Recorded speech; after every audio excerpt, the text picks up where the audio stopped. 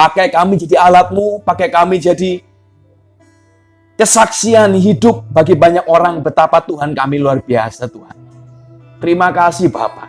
Hari ini biar kami minta firman itu bicara buat kami, ajar kami, tegur kami, didik kami, Tuhan. Ubahkan kami biar saat kami pulang, kami bukan lagi jadi sama seperti kami datang, tapi kami jadi orang yang diubahkan, diberkati, dibenarkan. Dan kami punya pengharapan, kami jadi orang-orang yang tahu apa yang harus kami kerjakan saat kami pulang. Terima kasih Tuhan, kami siap dengar firman-Mu, kami siap untuk dididik, diajar dengan firman-Mu. Di dalam nama Tuhan Yesus Kristus, biar kita mempercayakan sama-sama. Amin. Shalom semuanya. Oke, hari ini kita akan rada susah materinya.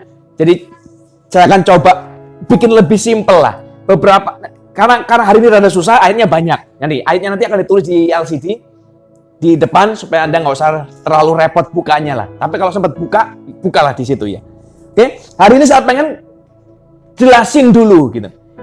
Tema kita hari ini adalah perseverance. Perseverance itu berarti bertahan, ketekunan kalau bahasa Indonesia.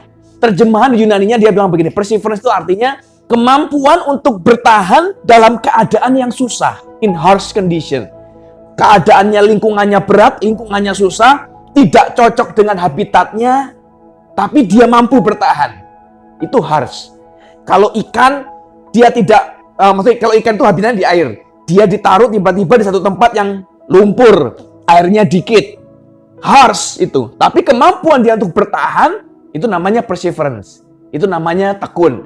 Nah, di Alkitab ada satu penulis yang menulis satu buku, dan di dalam satu buku itu ada satu perikop, judulnya Testing of Faith, ujian iman.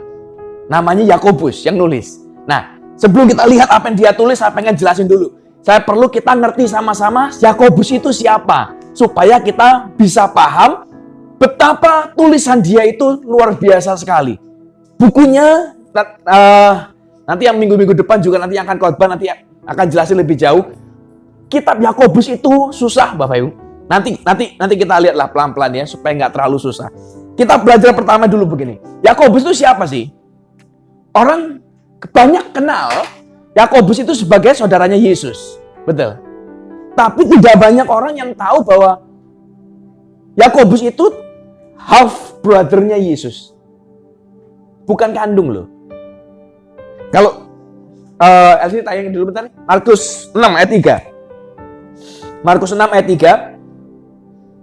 Bukankah ia ini tukang kayu, anak Maria, bukan anak Yusuf ya, anak Maria.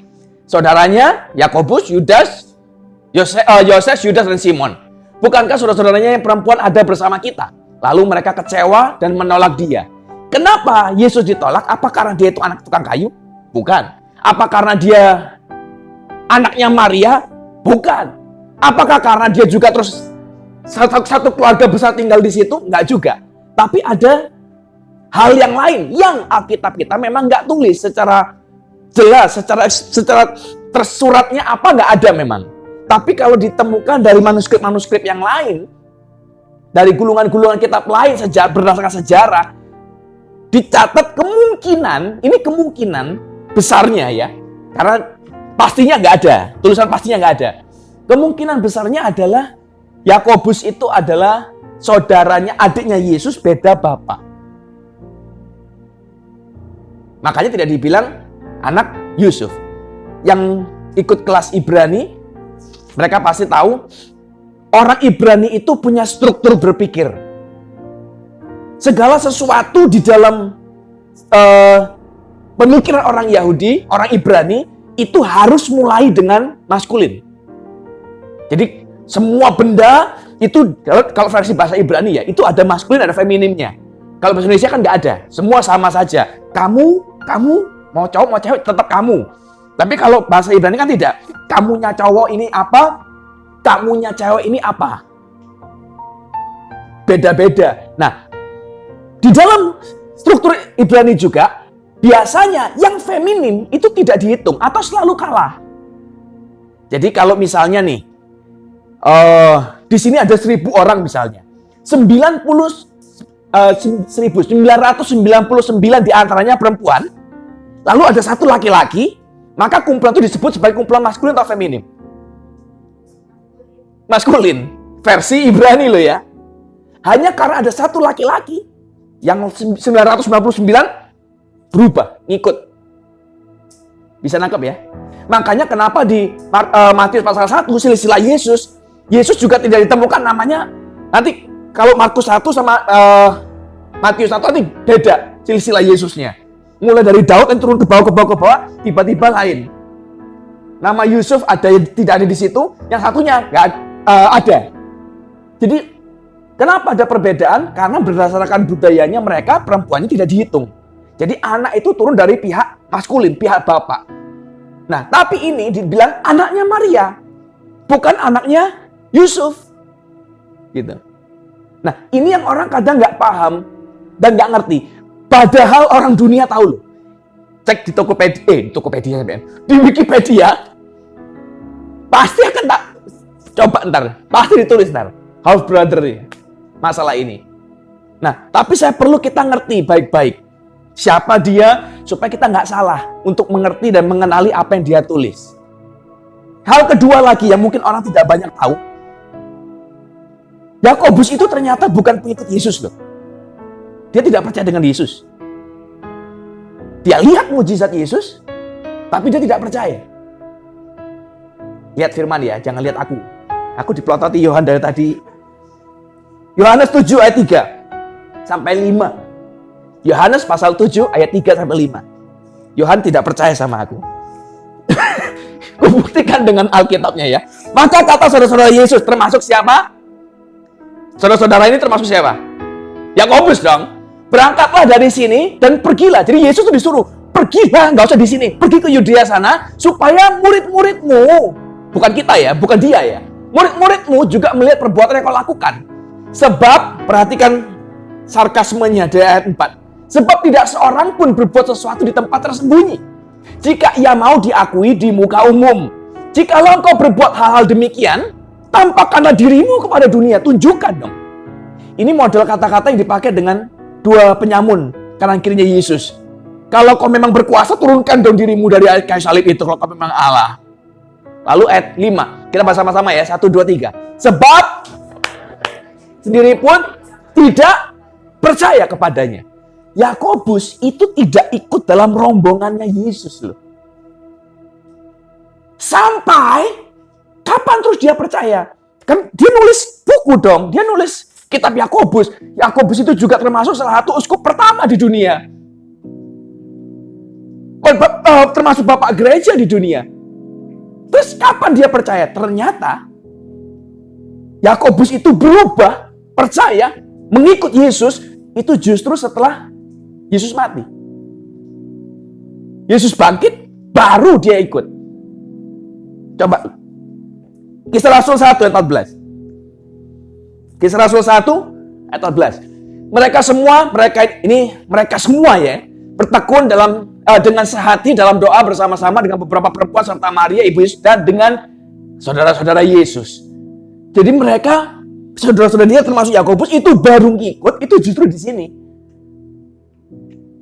Selama Yesus hidup, dia tidak ada di sana. Dia termasuk saudara-saudara yang tidak percaya dengan Yesus kok. Dia tolak Yesus kok. Makanya sampai Yesus ngomong, Nabi itu di mana-mana dihormati di tempat lain kecuali di rumahnya sendiri. Di rumahnya siapa yang nolak dia? Siapa yang nggak percaya dengan dia? Ya saudaranya. Ya Yakobus inilah. Nah, dengan latar belakang begini kita mulai mengenali lah kira-kira orang ini seperti apa. Nah, saya kasih yang lain supaya lebih clear lah. Kitab Yakobus, kitabnya ya, bukunya ya, itu ditulis, diperkirakan itu di abad ke-46 sampai 49 Masehi lah. 15 tahun kurang lebih setelah kematian Yesus. Ditulislah sebuah buku. Buku itu, buku Yakobus ini, kitab Yakobus ini, ditulis berarti jauh sebelum pelayanannya Paulus mulai. Dan dipercaya, berdasarkan sejarah rentang waktu ya, timeline sejarah ya, kitab Yakobus itu adalah buku pertama yang ditulis di antara semua perjanjian baru yang lain. Dia lebih dulu daripada Matius, lebih dulu daripada Markus, Lukas, Yohanes, Kisah Rasul, Roma. Kisah Rasul Roma apalagi itu sudah zamannya Paulus. Ini jauh sebelumnya Paulus. Orang ini hebat, sangat berpendidikan, sangat pintar, sangat luar biasa. Dan dia sangat logika sekali. Dia tidak percaya Yesus hanya karena Yesus ngomong. Dia minta buktinya, dia ngomong, pergilah tunjukkan kalau kau memang Allah, kalau kau memang mampu, lakukan, tunjukkan pada dunia. Nah, kira-kira penggambaran orang ini gak terlalu beda jauh dengan penggambaran orang zaman sekarang. Kita disuruh ikut Yesus, disuruh ikut Tuhan, disuruh percaya Tuhan, susah. Kenapa? Yang dibingungi sekarang ini orang udah gak bingung masalah, wah Tuhan ini marah apa enggak ya? Berkenan atau tidak? Bukan itu yang jadi masalah. Yang jadi masalah orang cuma yang sudah berbeda. Ini besok tagihan bayar pakai apa ya? Ini duitnya pakai apa? Dari mana datangnya? Yang dipikiri masalah-masalah yang earthly, yang di bawah, yang di atas nggak diurus. Kita mati-matian mengejar sesuatu yang nggak bisa dibawa mati bahkan. Lucu. Jadi tulisan, nanti kita akan belajar. Tulisan Yakobus itu sangat, ruwet, sangat pintar, sangat hebat. Dalam satu perikop ayat 12 sampai ayat 18, itu dia bagi dari ayat 12-nya ya, dia bagi jadi 4 bagian yang berbeda. Bukan dari ayat 12, dari ayat berapa perikopnya? Ayat 1 ya. Dari ayat 1, dari ayat pertama. Dia akan dari 18 ayat itu, dia pisahkan, dia bedah jadi 4 bagian yang berbeda. Dan setiap bagian nanti kita akan menyadari gini. Ayat 1 dia ngomong apa, ntar ayat 2 beda, topiknya udah beda sekali, udah gak nyambung. Makanya orang kadang-kadang baca kitab Yakobus jadi bingung sendiri. Makanya saya jelasin dulu siapa dia, supaya kita punya pemahaman, punya pengertian. Tulisan dia itu sangat berat, sangat hebat sekali menurut saya. Nah, tugasku hari ini mencoba memberikan tulisan dia yang berat itu menjadi agak mudah dimengerti. Supaya kita sama-sama nangkep. Kita mulai dulu dari ayat 12-nya ya. Yakobus pasal 12 dulu deh. Yakobus pasal 1 ayat 12. Dia tulis begini, berbahagialah orang yang bertahan dalam pencobaan. Sebab apabila ia sudah tahan uji, ia akan menerima mahkota kehidupan yang dijanjikan Allah kepada barang siapa yang mengasihi dia. Dia bilang begini, kalau versi bahasa Inggris Bapak Ibu, dia tulis begini, blessed is the man who perseveres under trial. Diberkatilah orang yang bertahan di dalam ujian.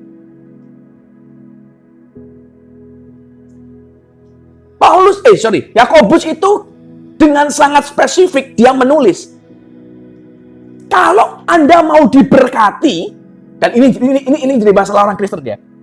Kita ini ke gereja karena minta berkat. Jujur nih, kita cari Tuhan juga karena kita kan butuh berkat itu. Kita baca firman, kita jaga hidup baik-baik supaya kita itu diberkati. Kan begitu toh kira-kira. Ini tidak munafik lah. Itu salah satu pertimbangan kita kan. Kita mengejar hidup, kita mengejar Tuhan itu kan karena itu. Kita kepingin diberkati dan kita doa-doa kita juga kita minta berkat. Tuhan berkati pekerjaanku, Tuhan berkati besok tagihan, Tuhan berkati ini itu segala macam. Tapi kadang kita tidak tahu, tidak sadar bahwa ada jalannya. Saya sering ngomong begini, hukum Tuhan Alkitab itu the law. Namanya law of God, laws of Moses, hukum Taurat, hukum perjanjian dan segala hukum itu nggak bisa dirubah. Ada rule of the game-nya. Kalau Anda mau terima sesuatu, ya harus nabur. Itu kan hukumnya. Nggak bisa nggak ada petani pengen, aku mau panen buah ceri, tapi nggak mau nanam. Nggak mungkin. Nggak bisa itu nyolong namanya. Kalau dia nggak nabur, tiba-tiba ngambil. Ada hukumnya. Tapi di dunia, begitu zaman sekarang dibalik. Kalau aku dapat tuayan ceri, aku kasih persembahan buat gereja. Aku bantu gereja. Kebalik. Kita nggak akan pernah dapat tuayannya kalau kita nggak nabur lebih dulu. Makanya hidup kita jadi susah. Termasuk ini, orang Kristen berdoa ngotot minta berkat, tapi nggak ngerti datang berkat itu dari mana salurannya. Jalur berkatnya itu loh diberikan Tuhan itu ke kita lewat apa? Orang berpikir, dia berdoa, tiba-tiba ada sesuatu terjadi, duit jatuh dari langit, atau ada orang tiba-tiba datang, Jos, aku digerakkan Tuhan kasih kamu 1 miliar, Jos. Kalau itu terjadi, itu bukan mujizat, itu kesambet namanya. Orangnya yang ngasih kesambet. Nggak mungkin. Tuhan bekerja itu dengan alur, dengan cara. Mau berkat, Tuhan berkat. Tuhan siapin berkat, tapi ada caranya. Nah, dari mana? Ini yang perlu paham. Kalau Anda mau diberkati, blessed itu kan diberkati toh. Ada ed-nya belakangnya. Diberkati, kalau versi bahasa ini Alkitab kita, blessed is the man, diberkatlah dia. Yang orang yang akan menerima berkat adalah orang yang perseveres under trial. Orang yang tekun bertahan terus dalam ujian. Artinya, Yakobus tulis begini, berkat itu datang, jalurnya, sarananya, kurirnya, itu adalah trials. Ujian. Jadi waktu kita berdoa, Tuhan aku butuh berkat. Jangan dipikir, terus datang duit. Enggak. Aku punya masalah, butuh duit. Karena kau butuh duit, Tuhan kasih masalah. Nangkep gak sampai sini? Enggak. Mukanya bingung. Gue jelasin dengan cara yang lebih gampang. Pernah tahu gak ada ayat ini berbunyi gini? Barang siapa setia dalam perkara kecil, aku akan memberikan kepadanya perkara yang besar. Barang siapa setia dalam tanggung jawab yang kecil, aku akan memberikan kepadanya tanggung jawab yang lebih besar. Orang, ayatnya sudah dikutip, sudah kuucapkan, semua dengar sama-sama, kan sama toh, mulutku kan satu, yang dengar banyak. Tapi, pikiran kita kadang nerimanya lain dengan apa yang diterima kuping. Saya ngomong, kalau kau setia dalam perkara kecil, tanggung jawab kecil, kau akan dikasih kepercayaan atau tanggung jawab lebih besar. Tapi otak nerimanya begini, kalau aku dalam perkara kecil, aku dapat berkatnya besar. Kenapa? Kuping sama otak itu nggak nyambung. Alkitab nggak pernah ngomong, kalau kau dalam perkara kecil kau diberkati. Nggak ada. Itu bukan jalur berkat. Tapi kalau kau dalam perkara kecil, kau dikasih perkara besar. Kalau kau dalam masalah kecil, kau akan terima masalah lebih besar. Nah, iya dong, kan linguistiknya begitu toh. Nah ini yang jadi masalah. Kita kepingin diberkati tapi nggak ngerti jalur berkatnya ini loh. Sedangkan jalurnya Tuhan, setiap kali berkat itu dilewatkan, diberikan, yang bawah ini namanya trials, ujian hidup. Nah, waktu kita lagi dalam ujian, berat nih hidupnya, mungkin ada yang sakit, mungkin ada pekerjaannya lagi goncang, ya semua orang punya masalah masing-masing, punya ujiannya masing-masing. Di tengah beratnya itu, mereka berdoa, Tuhan berkati aku. Tambah lagi dikasih. Karena kau butuh berkat kan, tambahin lagi bebannya. Tapi kita nggak sadar. Kita malah komplain, ini setan apa Tuhan yang jawab? Kok aku minta berkat, datangnya malah tambah ruwet. Makanya banyak orang Kristen suka ngomong begini, dulu nggak ikut Yesus lebih gampang ya hidup ya. Makin ikut Tuhan kok jadi makin susah. Makin nggak karu-karuan. Kenapa? Karena salah ngerti. Ikut Yesus supaya kau diberkati, trialnya harus ada, ujiannya harus ada. Orang dunia aja lo ngerti, bos. Tidak ada orang yang akan terima medali, piala, kalau nggak ikut lomba. Betul nggak? Nggak ada. Siapa orang diem-diem terus, wah juara 1. Juara apa? Kan bingung. Mesti harus ada. 17 Agustusan aja kalau mau dapat hadiah harus ikut dulu. Ujian diuji dulu. Menang nggak? Ada musuhnya. Dan segala macam. Kalau berhasil, terima kemuliaan. Itu versi dunia. Versi Tuhan ya sama. Diuji, waktu kau berhasil, terimalah kemuliaanmu. Jadi waktu Anda sedang mengalami satu momen berat dalam hidup ini, sadarlah sesuatu. Bahwa berkat itu sedang diberikan kepada kita. Cuman, berkat itu diberikan tapi belum bisa dipakai. Hanya bisa dicairkan di akhir ujian itu. Nangkep ya maksudnya ya? Ada lomba nih, lomba lari. Pialanya pasti sudah disiapin. Mesti wis. Kalau ada bikin lomba kan pialanya pasti sudah ada panitia. Tapi piala ini nggak diberikan ke peserta. Sampai sudah garis finish ketahuan, nah dia boleh terima piala itu. Sama. Berkat Tuhan itu ada, diberikan dan disiapkan. Tapi untuk bisa dinikmati dan dicairkan, itu perlu kita untuk sampai di finish. Berhasil bertahan, baru diberkati. Makanya Alkitab ngomong, berbahagialah mereka yang bertahan dalam pencobaan. Karena kalau setelah dia tahan uji, terimanya mahkota. Ini sekilas prakata dari tulisan Yakobus. Nah, kita masuk yang susah sekarang. Ayat yang kedua, sampai ayat 4. Yakobus pasal 1 ayat 2 sampai 4. Dia akan jelaskan, dalam satu perikop itu, dia akan jelaskan begini. Orang kalau mau bertahan sampai akhir, itu harus melewati 4 bagian ini. Tidak bisa tidak. Jadi orang, bertahan sampai akhir itu berarti dengan iman. Nggak ada. Jadi jangan salah kaprah. Ingat ya, otak sama kuping jangan jalan masing-masing. Ayatnya apa, otaknya harus ngikut. Jangan ayatnya apa, otaknya terserah kita kemana. Kalau Anda mau jadi orang bertahan sampai akhir, itu bukan harus beriman. Nggak ada nanti ayatnya.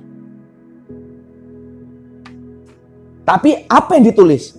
Ayat 2, dia ngomong begini. Saudara-saudaraku, anggaplah sebagai satu kebahagiaan kalau kamu jatuh ke dalam berbagai-bagai pencobaan. Sebab kamu tahu bahwa ujian terhadap imanmu itu menghasilkan ketekunan. Nah, ketekunan ini adalah perseverance itu. Dan biarkanlah ketekunan itu memperoleh buah yang matang supaya kamu jadi sempurna dan utuh dan tidak kekurangan suatu apapun. Ayat 2 dia ngomong, anggaplah sebagai satu kebahagiaan. Versi bahasa Inggris berkata begini, consider it pure joy. Kebahagiaan murni kalau kau jatuh dalam pencobaan. Yakobus ngomong begini, kalau kau diuji dan ingin berhasil jadi pemenang, harus mampu bertahan with joy, dengan sukacita. Ada mujizat dalam bersyukur. Waktu kita gagal bersyukur, rusak hidup ini. Salah satu dosa yang paling dibenci Tuhan, tapi paling sering dilakukan dan dilanggar oleh orang Kristen, termasuk pendeta, keluh kesah, komplain. Aduh, kenapa hidup begini ya? Aduh, kok susah ya? Aduh. Bangsa Israel suatu hari berkeluh kesah. Ngomongnya sekarang, ngomongnya cuma 3-4 hari, efeknya 40 tahun. Dan gak bisa ditarik lagi sudah. Gak bisa, saya batal gak jadi ngomong. Gak bisa. Terlanjur 40 tahun tiba-tiba. Ngomong lagi, mati satu generasi. Ada tanah, gempa bumi terbuka, menelan orang-orang. Gara-gara kebanyakan ngomong. Kita komplain. Padahal kita kadang nggak sadar bahwa hidup yang kita komplain ini, keadaan yang kita sedang komplain sekarang, yang bagi kita keadaan kita ini susah, itu adalah dream life bagi orang lain. Contoh ya, Diel misalnya. Diel, kamu kalau ditanya, apa sih yang kurang sreg dalam hidupmu? Yang bisa, kamu pengennya apa gitu? Yang kurang. Misal, kamu kan punya banyak jawaban. Aku kurang uang, misal. Aku kurang ini, kurang itu. Aku pengen, hidupku mungkin ketidaksempurnaannya sangat banyak sekali. Tapi kalau itu ditanyakan, misalnya ada orang, nanti kita keluar nih dari tempat ini. Ada pemulung di pinggir jalan situ. Lalu ditanya, mau nggak tukar hidup dengan dia? Kira-kira mau nggak dia? Mau loh. Pasti mau. Kamu? Iya, dianya nggak mau. Tapi kan perhatikan ini. Sekurang-kurangnya, sejelek-jeleknya kita, makanmu masih ada. Rumahmu masih ada tempat berteduhmu. Mereka tidak. Kita anggap hari ini hidup kita penuh masalah, penuh beban, berat. Padahal kalau bisa ditukar, ada jutaan orang yang kepingin, gak usah ngomong 2 kali, gak usah mikir 2 kali, aku mau, ayo kita tukar hidup. Artinya, kita ini kadang sangat lemah dengan bersyukur. Komplain terus yang kuat. Tapi bersyukurnya enggak. Makanya Yakobus ngomong, ayat yang awal dia ngomong, consider it a pure joy. Sukacita yang murni. Kalau kau dalam pencobaan. Kenapa? 1, waktu kita bersyukur, kita akan mudah menjalaninya. 2, mengerti konsep yang tadi. Bahwa kalau Anda mau diberkati, jalur kurirnya itu lewat trial itu. Lewat ujian hidup itu. Waktu kau terima ujian itu makin berat, berarti rewardnya makin besar. Kan gitu kan? Kalau ujiannya kecil, ya berarti upahnya kecil. Lah gampang kok soalnya ujiannya. Makanya disuruh consider it pure joy. Bersukacita. Nah, kita tidak akan bisa bersukacita dalam menghadapi masalah. Kita ini bukan orang gila. Saya juga bukan orang gila. Gak ada orang terus dapat masalah, yes, dapat masalah. Gak ada. Bukan sukacita itu yang dicari, yang disuruh Tuhan. Bukan. Yang disuruh joy, itu artinya begini. Bersyukur, sebab kita tahu ada kebaikan di belakangnya. Nah, kalau kita gagal tahu, gagal paham, bahwa berkat itu datang lewat ujian, ya berat hidup ini. Kita akan komplain terus, nangis terus setiap hari. Kita akan nyalain orang, nyalain keadaan, nyalain segala macam. Hidup ini berat. Tapi waktu kita tahu ada ujian di belakangnya, ada berkat di belakangnya, gampang. Tadi pagi ada orang nanya aku begini, aku nggak kepingin, kenapa? Aku dipaksa. Jadi ceritanya dia itu dipaksa sama orang tuanya untuk pergi kerja setiap hari, Senin sampai Jumat. Jadi rumahnya di Bekasi, kerjanya di daerah Tamrin. Jauh dia ngomong, aku harus pergi jam 4 pagi. Capek. Begitu terus malam pulang aku bisa jam 10, jam 11 malam baru sampai rumah. Ku tanya dong, kerja di mana? Di kantornya papaku sendiri. Berarti bapaknya orang kaya. Iya kan? Kantornya di Tamrin. Dan dia punya perusahaan sendiri, kantor sendiri. Dan anak ini ikut ke sana. Berarti kan kaya kan? Ya kan? Harusnya ya. Tapi jadi beban sekali. Padahal kalau bapaknya nggak ada, jatuh ke siapa kak itu? Warisan ini? Ke dia. Dia akan jadi bos. Dia akan jadi CEO hari itu. Tapi perhatikan. Hari ini dia merasa berat untuk pergi ke kantor itu. Males. Kenapa? Karena tidak sadar bahwa itu adalah miliknya dan itu akan mendatangkan berkat besar buat hidupnya. Dia nganggapnya ini beban. Aku harus bangun pagi, macet. Balik lagi, di luar sana boro-boro pengen jadi CEO. Mau kerja aja nggak dapat kerjaan. Nah ini ada kerjaan. Ngerti ya maksudnya? Jadi cara kita melihat itu menentukan sikap respon kita. Kita bisa bersukacita atau tidak dengan hidup ini tergantung dari pengertian kita dulu ini loh. Jadi jangan sampai salah mikirnya. Berkat akan datang dengan ujian, dikirim oleh ujian itu. Ini dulu yang kita pahami baik-baik, ngerti dulu. Baru kita bisa lompat. Ayat 5 sampai ayat 8. Tetapi apabila di antara kamu ada yang kekurangan hikmat. Perhatikan ya, tadi dia ngomong tentang joy, sekarang tiba-tiba berubah. Bila di antara kamu ada kekurangan hikmat, hendaklah ia memintakannya kepada Allah yang memberikan kepada semua orang dengan murah hati. Dan dengan tidak membangkit-bangkit, maka hal itu akan diberikan kepadanya. Hendaklah ia memintanya dalam iman. Dan sama sekali jangan bimbang. Sebab orang bimbang sama dengan gelombang laut yang diombang-ambingkan kian kemari oleh angin. Dalam terjemahan bahasa Inggris ayat 8. Ayat 7 belum ya? Orang demikian janganlah mengira bahwa ia akan menerima sesuatu dari Tuhan. Sebab orang mendua hati tidak akan tenang dalam hidupnya. Terjemahan dalam ayat 8-nya dia bilang begini, Alkitab menulis. A double-minded man is unstable in all his way. Double-minded. Orang yang, kalau bahasa Indonesia berkata mendua hati. Kalau terjemahan aslinya berkata orang yang mendua pikirannya. Gak akan pernah berhasil dalam hidup ini. Kalau Anda pernah, ini kayaknya pasti pernah punya pengalaman nyetir di jalan raya, ya. Salah satu pengemudi yang paling membahayakan di sepanjang jalan raya itu adalah a double-minded driver. Riting kanan, belok kiri. Yang kalau di persimpangan dia nggak tahu ini kemana nih, terus ngerem mendadak, berhenti di tengah-tengah, wes nggak karuan semua. Berapa hari yang lalu, 15 mobil kecelakaan beruntun di jalan tol. Gara-gara ini ya begitu. Serem sekali. Kalau kita nggak ngerti mau kemana, mau ngapain, ribet. Ini yang kemarin dibilangin sama Ci Erin. No confusion. Kalau confuse terus, aku harus gimana. Ya ruwet hidup ini. Punya masalah. Aku butuh uang. Misalnya, yang ngomong gampang aja masalah real. Lihat, butuh uangnya nyata. Terus caranya ya bagaimana mau keluar dari situ?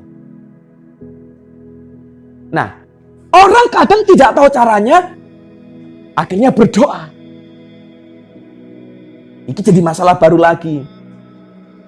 Kebanyakan iman, kebanyakan doa, kurang action. Ya ruwet. Kalau punya masalah, bukan doa. Doa itu bagus, baik, harus. Tapi bukan doa jawabanmu. Harus ada action of faith. Iman tanpa perbuatan adalah mati. Doamu tanpa berbuat, ya mati. Ini yang kita perlu paham baik-baik. Gerak dong. Kita tahu ini mau ngapain ini terus kemana. Pikiran kita itu harus clear. Oh, kalau masalahnya duit, berarti apa yang harus kulakukan? Dari mana kita tahu apa yang kita lakukan? Firman dong. Jangan kemarin dong ngomong. Baca. Lihat. Ditulis semuanya di Alkitab kita ada semua loh. Kalau Anda beli HP baru ya, Anda akan terima manual book. Anda terima nanti garansi kartunya. Ada sekarang garansi online-nya. Dia tuh ditulis. Jangan jatuh. Jangan kecemplung. Jangan begini, jangan begitu. Kalau ini terjadi, tidak di-cover oleh asuransi. Oleh garansinya. Kalau kita nggak ngerti, kita nggak baca, lalu kita cemplungin, terus rusak. Salah siapa? Kita. Dapat ganti? Tidak. Kita mau komplain, nggak bisa. Karena mereka bilang, sudah ditulis, kenapa kok nggak ngikutin? Ya rugilah hidupmu. Hilanglah duitmu. Sama. Hidup ini cuma satu kali. Dikasih manual book supaya hidupmu yang sekali itu berkelimpahan dan nikmat sampai matinya. Tapi terus banyak orang gagal menikmati itu. Kenapa? Gak dibaca manual booknya. Kenapa? Ketebelan. Ruwet, susah, bosen. Hidup ini jangan masalah bosen loh. Hidup ini bukan mainan, jangan guyonan. Kalau memang hidupmu mau bener, bacalah. Jangan confuse. Oh, masalahku uang. Apa kata Alkitab tentang duit? Duit itu ternyata efek. Bukan masalahmu. Masalahmu sebenarnya itu bukan karena uangmu kurang banyak. Bukan itu masalah sebenarnya. Itu efeknya itu buah. Itu kayak pohon. Buahnya itu, ya itu kurang duit itu buahnya. Tapi akarnya di mana? Versi Alkitab salah satu menulis. Salah satunya nih yang gampang aja. Cintakan uang adalah akar dari segala kejahatan. Kau tidak bisa mengabdi kepada dua Tuhan, Tuhan dan Mamon. Kenapa? Karena hati kita kejarnya Mamon, lalu ditulis dalam ayat itu. Jangan sampai terjebak dalam budaya kekayaan. Kekayaan itu punya tipuan. Gak pernah puas. Kita hari ini makan sayur, wah seneng. Begitu udah lama makan sayur, bosen, berubah. Ayo kita makan ayam. Wah, makan ayam seneng dong. Begitu udah makan ayam, berubah. Kita makan sapi. Habis makan sapi, steak, wah, berubah. Kita makan, apa lagi? Raja wali, elang, buaya. Semua kan makin lama makin bertambah. Dulu shopping ke Indomaret happy kita. Lama-lama makin usia bertambah, Indomaret tidak lagi menyenangkan. Ini ibu-ibu rumah tangga kalau diajak, yuk besok kita jalan-jalan di Indomaret seharian. Mesti ngomel dah. Eden apa ini? Kalau mau jalan-jalan seharian itu di mall. Berubah. Kalau sudah pernah ngerasain mall Kelapa Gading, terus disuruh pindah ke mall kecil, kurang bagus ya. Panas ya. Jelek ya. Minta yang lebih bagus. Pergi ke mall di Singapura, misalnya. Sudah pernah ngerasain di Singapura punya, suruh balik lagi ke sini. Oh, kita pergi ke mall yang lain di Kelapa Gading. Kurang bagus ya. Terus ngapain? Pindah kita ke Australia. Tambah lama, tambah jauh, nggak karuan. Itu tipu daya kekayaan. Kita terjebak habis-habisan di situ. Kalau kita nggak mengerti. Kalau pikirannya indecisive, nggak tahu mau ngapain. Takut akan Tuhan adalah awal dari pengetahuan. The beginning of wisdom, of knowledge. Takut Tuhan. Masalah besar orang Kristen, hidup kita tidak akan pernah berubah sampai kita baca firman. Mau pendeta tumpang tangan, pendeta sakti manapun tumpang tangan, hidupmu nggak akan berubah. Dan ini rahasia pendeta ya, aku ini pendeta. Saya jadi pendeta sudah berapa lama ya? 20 tahun. Iya, 20 tahun aku jadi pendeta. Saya doain orang banyak. Tapi ini rahasia yang kamu kasih. Orang datang ke saya punya masalah berat. Minta didoain. Padahal saya sendiri masalahku juga gak kalah berat. Sama-sama pusing. Orang minta, Pak Deki tolong doain dong. Aku masalah uang, utangku banyak. Utangku juga banyak. Dia nggak tahu. Pak Deki, aku perlu duit, doain dong. Aku juga perlu, bukan cuma kamu yang perlu. Nah, masalahnya adalah, Handoyo, kalau kamu minta tolong sama seseorang yang sama-sama butuh pertolongan, dapat nggak pertolonganmu? Enggak dong. Kau minta pendeta, doain, dia sendiri juga susah sendiri. Terus dapat dari mana pertolonganmu? Itu cuma ilusi hati. Cuma dapat, aku udah didoain. Siapa tahu Tuhan tiba-tiba buat mujizat. Itu kayak orang Kristen kebanyakan kalau mau kerja nggak pakai ngitung target marketnya siapa, BEP-nya kapan, berapa duit yang keluar, modalnya berapa. Nggak pakai itu semua, nggak pakai pembukuan, nggak pakai akuntansi, modal iman. Tuhan berkati Tuhan dalam nama Yesus. Jalan berharap tiba-tiba boom, sukses. Saya memberitahu ya, tidak bakal ada orang sukses nggak sengaja. Nggak ada. Orang yang sukses itu pasti hasil perencanaan matang. Apakah yang merencanakan matang pasti berhasil? Tidak. Banyak perencanaannya matang terus gagal bangkrut. Banyak. Nah, problemnya adalah kalau yang sudah setengah mati berjuang dengan perhitungan-perhitungan matang masih bisa gagal, apalagi yang cuma bermodal semoga dalam nama Yesus berharap berhasil. Nggak bisa. Jadi your mind harus clear. Mau ngapain? Saya nggak akan jelaskan panjang lebar dari setiap mau masalah ini harus begini. Di Alkitab ada kok. Bacalah. Ada mentornya di sini, banyak pengajarnya di sini. Kalau nggak ngerti tinggal nanya. Dan rasanya di sini gampang dihubungi lah mereka. Cikes gampang ditelepon, gampang di WhatsApp. Mau tanya tinggal tanya. Kalau jalurnya ada, fasilitatornya ada, bahannya ada, kita masih salah. Ya bodohnya kita berarti. Jadi kalau si Yakobus ngomong, kalau mau bertahan, kalau mau menerima berkat, perseverance itu harus dengan wisdom, hikmat di sini, bukan di hati. Ini masalah besar ini. Orang Kristen suka dikit-dikit, yang penting hati. Loh, otakmu pakai. Loh, otak nggak dipakai terus sih. Hati doang, hati tulus nggak cukup, kata firman. Harus cerdik seperti ular. Lah kalau terus hati busuk, otak lemot, deh, repot. Jadi, ayo belajar. Belajar firman, Pak, aku nggak pengen jadi pendeta. Nggak ada urusan sama jadi pendeta atau tidak. Kita ngerti firman karena kita mau menikmati hidup. Supaya kita mencapai yang fullnya itu loh, bagaimana? Yang penuhnya. Kalau tadi di ayat 4 dia bilang begini, supaya kamu jadi sempurna dan utuh. Nature and full. Tuhan kepingin kita tuh jadi mature, dewasa. Saya sering ngomong ini. Berkat itu ditentukan dari status kita. Kalau statusmu anak-anak, makan susu terus, gak ngerti firman, gak mau belajar, ya berkatmu akan anak-anak. Seva misalnya, atau Levi atau Elora, minta, aku pengen mobil. Apakah bapaknya akan kasih Innova? Nggak mungkin. Mobil-mobilan iya, yang pakai remote. Nggak mungkin dikasih mobil beneran.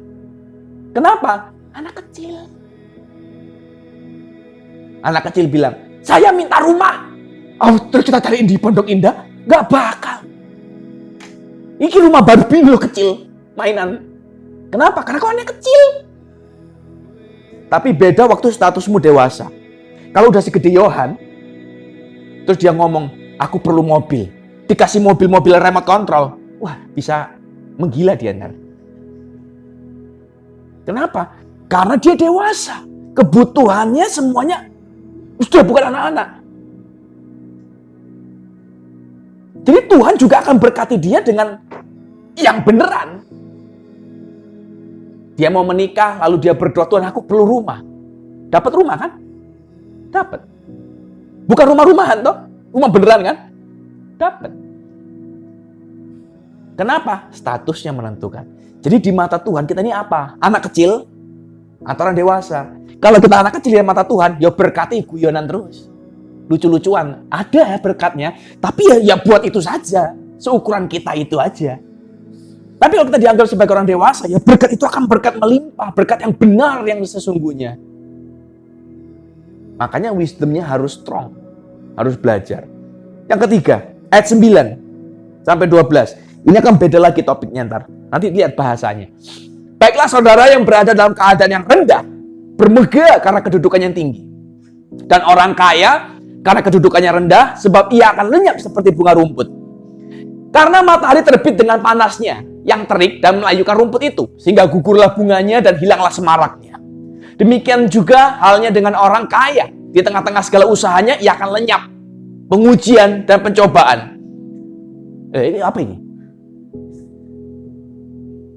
Itu perikopnya, ya.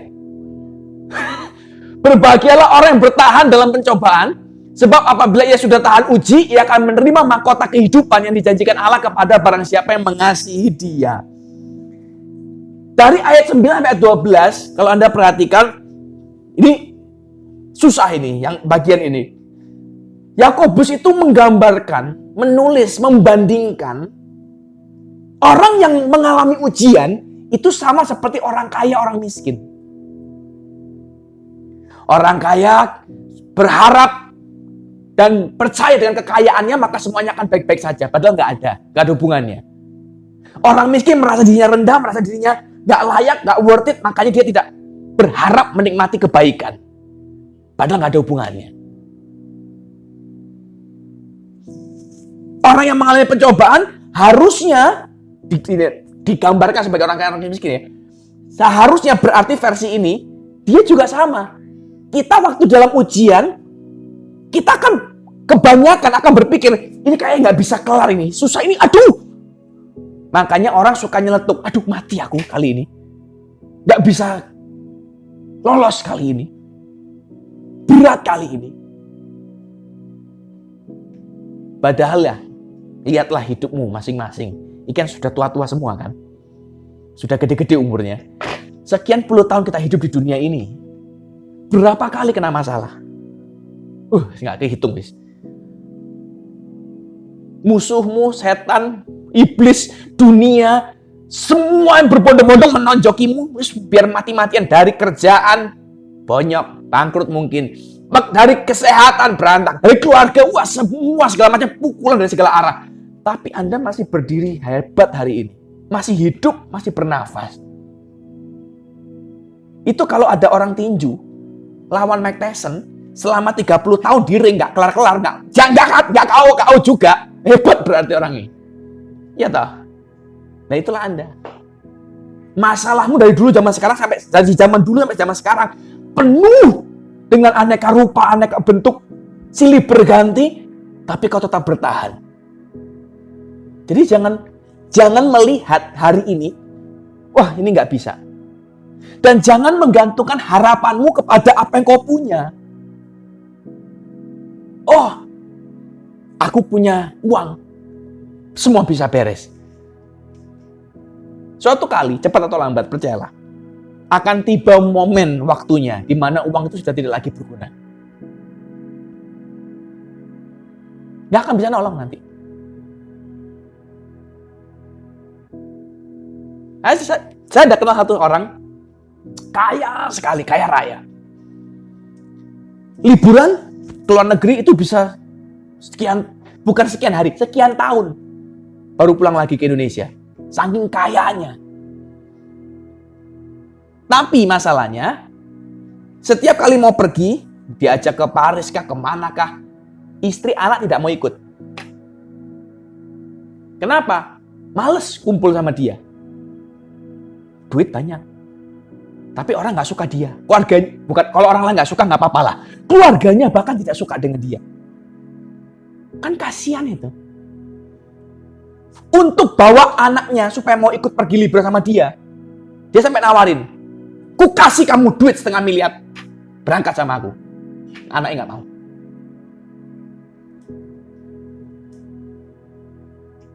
Kasihan, bener kasihan kalau udah begitu.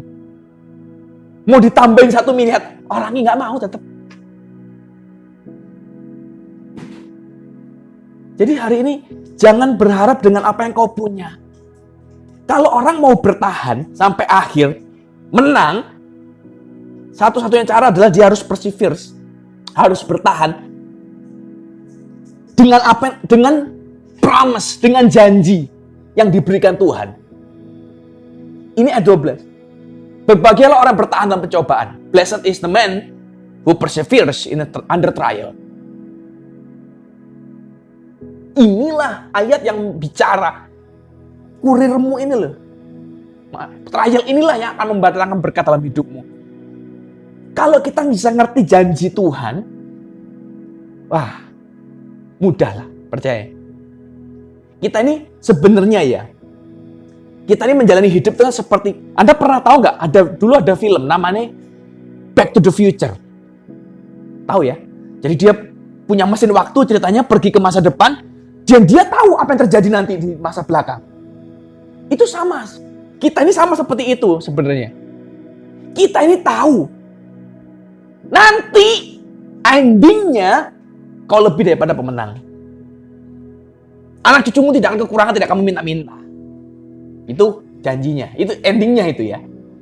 Kau tidak akan turun. Kau akan naik jadi kepala bukan ekor. Wah, keren. Endingnya. Tapi begitu dijalani, loh, kok kurang ya? Aduh, kok begini ya? Aduh, kok begitu? Gimana? Lalu kita bimbang, khawatir. Padahal kita tahu di ending depan ujungnya ngerti. Misal hari ini kita tahu lah, contoh Bitcoin misalnya. Tahun kemarin sampai 900 juta. Satu koin, ya kan? Anggaplah Yohan misalnya, atau Jos, kamu punya mesin waktu kembali ke tahun 2012. Di mana harga Bitcoin hari itu harganya cuma ratusan ribu. Kira-kira beli nggak? Kita akan jual semua harta kita beli. Loh, tapi apakah perjalanan itu mulus terus? Apakah dia dari ratusan ribu, 1 juta, 2 juta, 3 juta, sampai 900 juta? Enggak. Di tengah-tengah ada crash jatuh. Dari ratusan juta jadi 30 juta. Naik lagi, turun lagi, turun lagi. Tapi perhatikan nih, kalau kita tahu masa depan, tahun 2019 ini jadi 900 juta, kita akan bertahan gampang. Kalau tahu. Nah, yang susah kan kalau nggak tahu. Ini beberapa ada pemain saham di sini, investor. Sama, kita beli saham ini. Tapi kita nggak tahu nih, ini perusahaan akan kemana, akan jadi apa, nggak ngerti. Ketar-ketir ini. Begitu turun, merah, Tuhan, naik. Kita pakai gaya telekinetik. Kita coba naikin harga saham. Begitu naik hijau, sumringah. Ketemu istri, mau makan apa? Ketemu anak, lucu ya. Lagi hijau. Terus tiba-tiba hijau, sekejap merah. Kusut muka. Kenapa? Karena kita nggak tahu. Lah sedangkan hidup kita tuh sebenarnya kan dijamin Tuhan toh. Anak cucumu nggak akan kekurangan kok. Berarti ada. Nah, kalau di tengah-tengah jalan ternyata kurang, jangan komplain, jangan terlalu heboh, lebay. Loh, toh endingnya tahu kok, nggak akan kekurangan. Pemeliharaan Tuhan ajaib. Jadi ngerti dulu janji Tuhan, baru kita bisa paham. Kalau Anda pernah tahu ucapan bahagia, berbahagialah orang yang miskin di hadapan Allah, berbahagialah orang yang begini, berbahagianya itu, aku baca dulu deh. Matius 5, Matius 5 ayat 3. Sampai berapa? Sampai 12 kali. Nih, berbahagialah orang miskin di hadapan Allah. Berbahagialah orang berduka cita. Berbahagialah orang yang lemah lembut. Berbahagialah orang yang lapar dan haus. Berbahagialah orang yang murah hati. Berbahagialah orang yang suci hati. Berbahagialah orang membawa kabar damai. Berbahagialah orang yang dianiaya. Berbahagialah kamu. Yang dibilang berbahagia, itu yang susah semua hidupnya. Dianiaya, berbahagialah. Yesus akan beri, berbahagialah kau dapat hadiah. Yang dia ngomong berbahagia, yang miskin, yang dianiaya, yang berduka. Itu dibilang berbahagia sama Yesus. Dan Paulus ketemunya sama, berbahagialah kamu yang sedang dalam ujian. Jadi ada janji yang harus dipegang. Kalau kita punya janji, kita tahu apa yang kita dijanjikan, hidup berjalan terus. Beberapa orang sampai hari ini, Mac misalnya, kerja kan Mac ya, kerja di satu perusahaan, sampai hari ini dia tetap bertahan di situ. Kenapa? Karena dia tahu ada reward yang dijanjikan. Setiap bulan akan ada income. Tapi dia kan harus menunggu 30 hari untuk membuktikan itu berapa nggak apa. Jangan-jangan cuma ngomong doang bosnya. Selama 30 hari itu, berarti kan dia akan bekerja dengan iman. Aku memilih untuk percaya bahwa aku akan terima gaji ini. Dia kerja. Kalau ternyata di akhir bulan nggak terima gaji, nah itu baru nanti kita pikirkan. Tapi kan dia melangkah dulu. Nah ini yang sama. Kita perlu tahu janjinya. Tapi kalau dari awal bosnya ngomong, saya nggak tahu ya mau kasih gaji apa enggak ya. Yang penting kamu kerja. Mau nggak? Mau.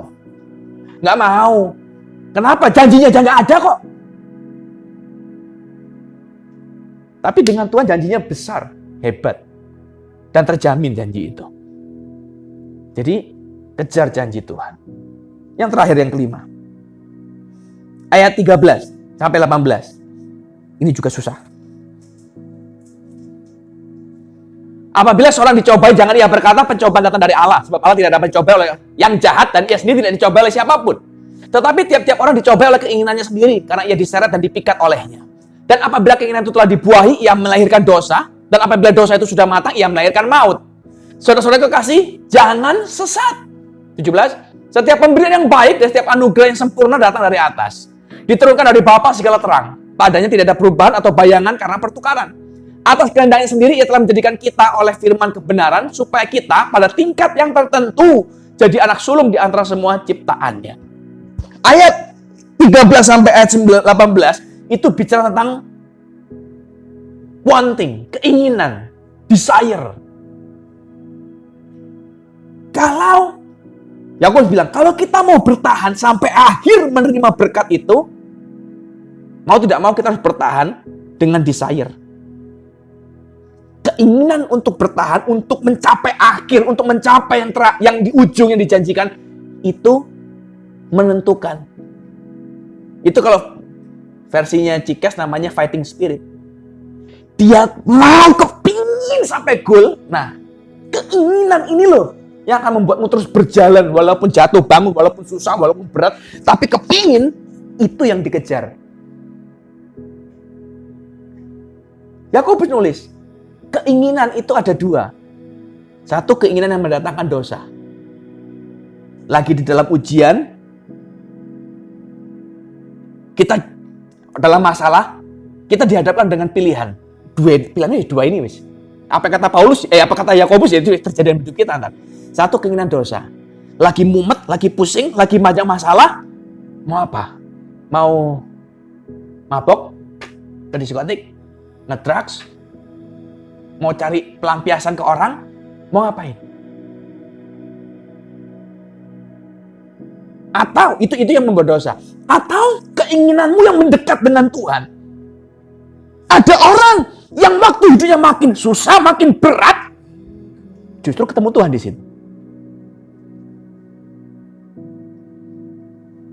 Murid-murid Yesus itu ketemu, melihat kekuasaan Tuhan itu bukan di tengah danau yang teduh.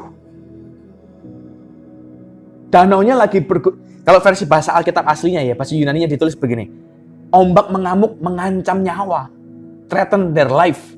Terjemahan aslinya. Saking besarnya.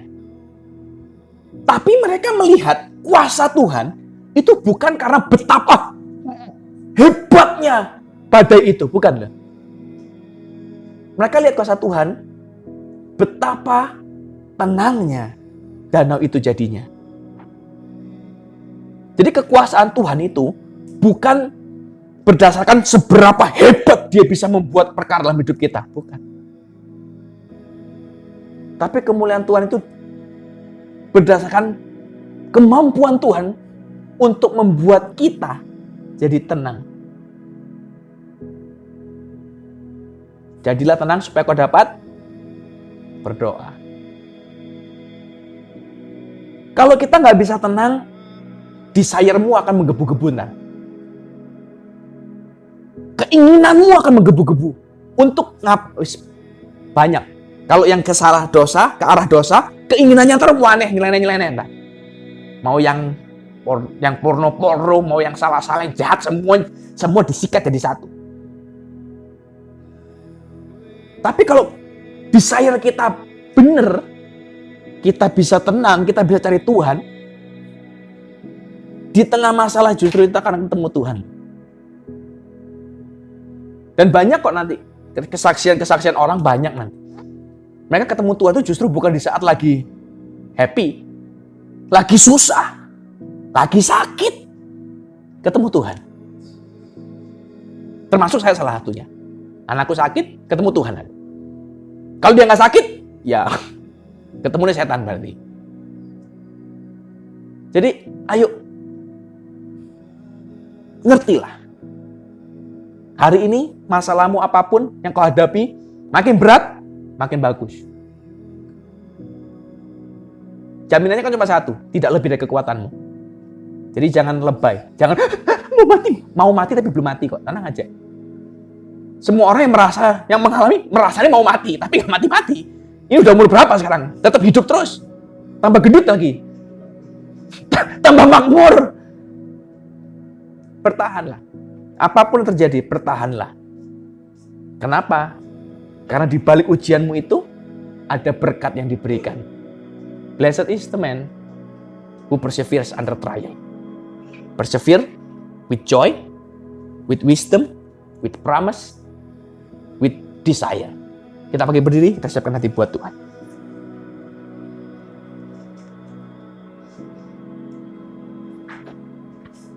Terima kasih Tuhan, biar hari ini hamba-Mu selesai bicara, biar roh Tuhan mengubah yang susah menjadi gampang untuk dimengerti. Membuat kami bisa merespon dengan benar dan melihat hidup ini dengan cara yang berbeda.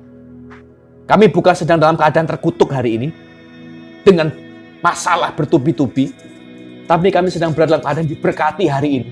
Karena Tuhan sedang merencanakan berkat yang besar dalam hidup kita.